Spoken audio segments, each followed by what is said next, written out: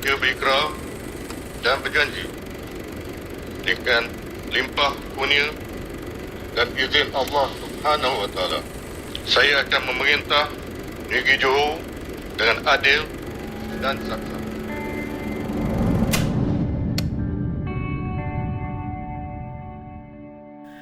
Sebelum menaiki tahta, Tuanku Sultan Ibrahim selaku Tunku Mahkota Johor telah mula menganjurkan Kembara Mahkota Johor sejak tahun 2001. Dalam tempoh sedekad sejak menaiki tahta, Baginda Tuanku telah meneruskan acara tahunan itu, menjadikannya satu acara wajib dalam kalender negeri Johor yang sentiasa dinanti-nantikan oleh rakyat.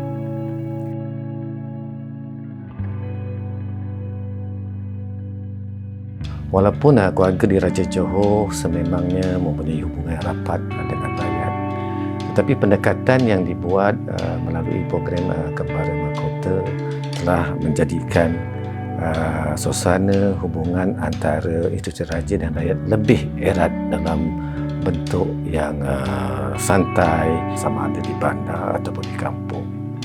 Melalui program Kembara Mahkota, mereka merasai bahawa sentuhan ataupun hubungan antara istana dan rakyat dalam keadaan yang berbeza daripada program-program yang pernah dianjurkan oleh kerajaan.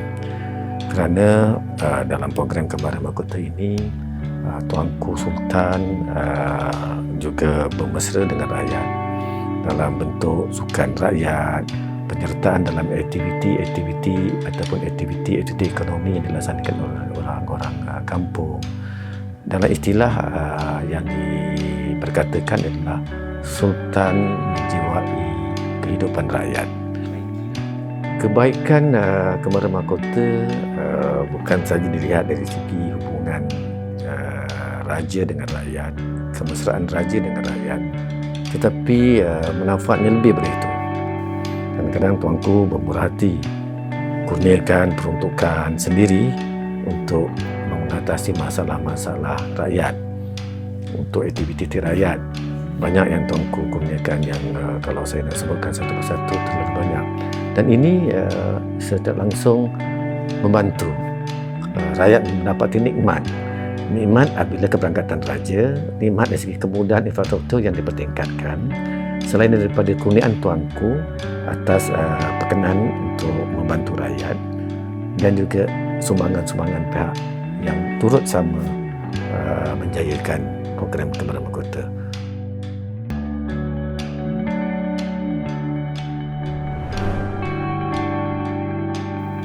Tuanku Sultan Ibrahim juga pantas mengambil tindakan bagi menggerakkan bantuan kepada golongan yang memerlukan di negeri Johor. Selain bekerjasama erat dengan pelbagai agensi kerajaan, Baginda Tuanku Sultan juga menubuhkan beberapa yayasan di bawah naungan keluarga Diraja Johor. Antaranya Yayasan Sultan Ibrahim Johor, Yayasan Raja Zarif Sofiah Negeri Johor, serta Yayasan Kanser Tunku Laksamana Johor. Yayasan Sultan Ibrahim ini telah rata-ratanya fokusnya adalah membantu rakyat-rakyat miskin dan yang berada di paras kemiskinan. Hampir setiap minggu sekarang, Yayasan Sultan Ibrahim mengedarkan barang-barang keperluan rakyat. Dalam tempoh sekarang ni, apabila COVID, malah perkara ini begitu kerap dan begitu luas. Setiap daerah, setiap pelosok kampung menerima bantuan dulu yang oleh Tuanku melalui Yayasan Sultan Ibrahim. Yayasan Sultan Ibrahim Johor ini telah ditubuhkan pada 2016 dan dirancangkan secara rasmi pada 2017 di Galeria Kulturaya Johor Bahru.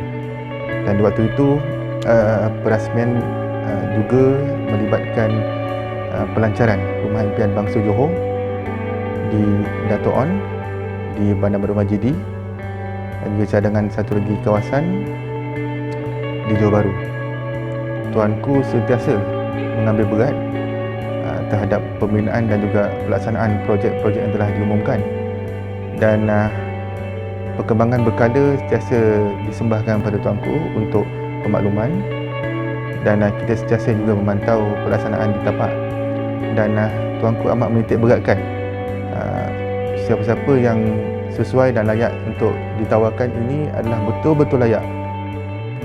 Begitu juga Duli Yang Mulia Tuanku Permaisuri Yayasan Zaid Sofia.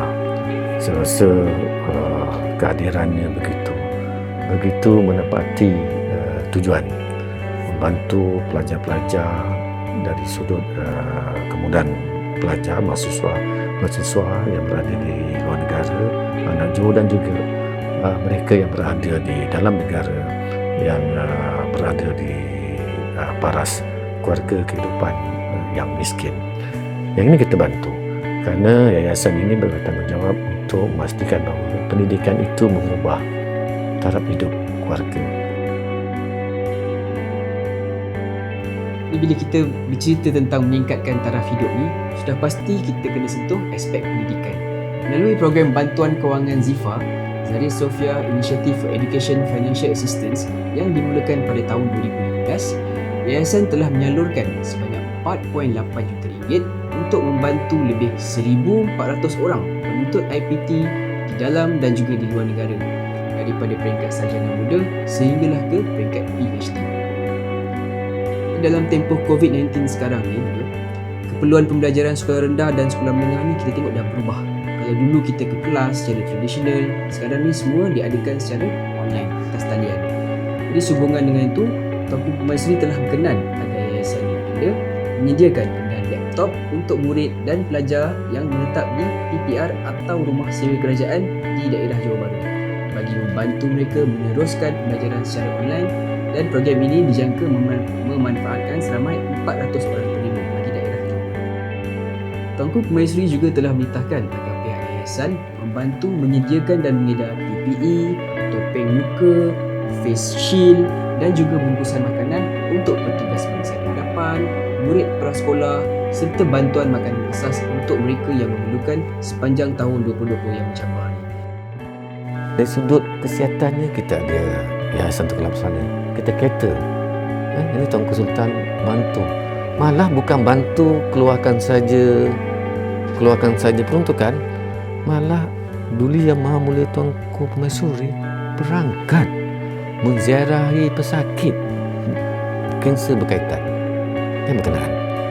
Ada satu kes tu sampai Duli Yang Maha Mulia Tuanku Permaisuri mengiringi jenazah sehingga selesai di tanah perkuburan. Sama-sama membaca Yasin, sama-sama membaca tahlil di kalangan mereka yang dibiayai rawatannya oleh Yayasan Tunku Laksmana. Yayasan Kanser Tunku Laksmana Johor merupakan satu legasi penghormatan warga Diraja Johor beralmarhum Tunku Abdul Jalil sebagai kesinambungan usaha almarhum untuk meringankan beban pesakit yang menghadapi kanser seperti mana yang dihadapi oleh almarhum. Ia merupakan hajat almarhum Tunku Abdul Jalil untuk menubuhkan yayasan ini bagi membantu bukan sahaja kepada pesakit kanser, malah kepada ahli keluarga serta penjaga yang bersama dengan mereka. Sepanjang penubuhan, yayasan ini telah membantu lebih daripada 2,000 orang dengan nilai lebih daripada 8 juta ringgit telah disampaikan kepada mereka. Yayasan ini juga telah bersama dengan Jabatan Kesihatan Negeri Johor dalam membina dan juga memperoleh 3 buah fasiliti kanser di negeri Johor. Ketiga-tiga buah fasiliti tersebut telah memberi banyak manfaat dan juga kemudahan kepada pejuang-pejuang kanser di negeri Johor ini. Saya berharap agar yayasan ini dapat meneruskan legasi almarhum Tunku Abdul Jalil dan dapat membantu lebih ramai lagi pejuang-pejuang kanser. Tuanku Sultan Ibrahim memainkan peranan sebagai Ketua Agama Islam bagi negeri Johor.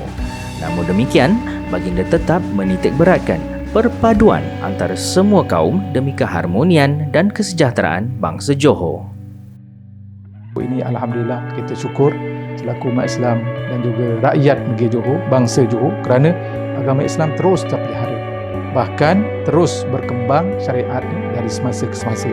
Selepas daripada Kebah Duli Yang Maha Mulia Tuanku ditabalkan, seterusnya dimahkotakan sebagai Sultan Johor, kita lihat di situ ada glosa ataupun bagaimana tafsiran agama Islam dengan jelas sekali dapat kita perolehi.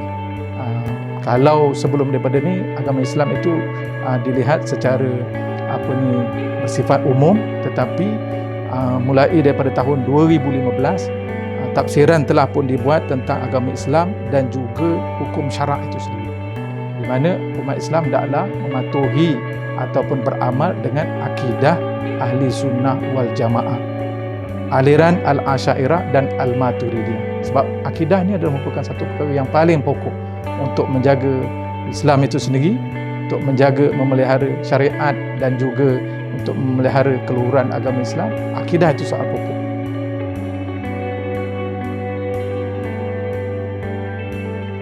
Bila sudah ada kerangka yang begini, maka diperuntukkan juga fahaman-fahaman, aliran-aliran, mazhab-mazhab akidah yang lain daripada ahli sunnah wal jamaah, maka hendaklah ianya diberteras dan tidak boleh untuk diamalkan oleh rakyat agama Islam di dalam negeri Johor ini sendiri.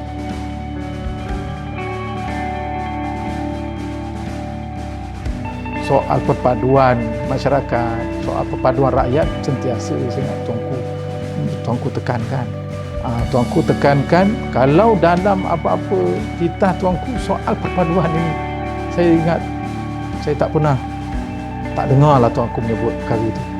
Senantiasa diingatkan soal perpaduan, soal menghormati orang lain. Itu sentiasa ditekan. Perpaduan di kalangan orang Islam sendiri dan perpaduan antara orang Islam dengan bukan Islam, orang bukan Islam dengan bukan Islam, orang bukan Islam menghormati orang Islam. Ada bangsa Johor. Itu semua kita sentiasa diingat, sentiasa perlu dijaga. Sebab satu perkara yang penting, kalau tidak ada perpaduan dalam negeri, maju macam mana pun, hebat macam mana pun, canggih macam mana pun, kalau huru hara tidak akan ada kebahagiaan. Tak lamalah negeri itu akan runtuh. Sebab itulah itu perkara yang sangat penting dan kita syukurlah ini merupakan satu perkara yang sentiasa diberi penekanan. Bahkan bukan tuanku saja, Permaisuri pun sentiasa mengingatkan juga, bahkan Duli Yang Amat Mulia Tengku Mahkota pun menekan soal perpaduan itu sendiri.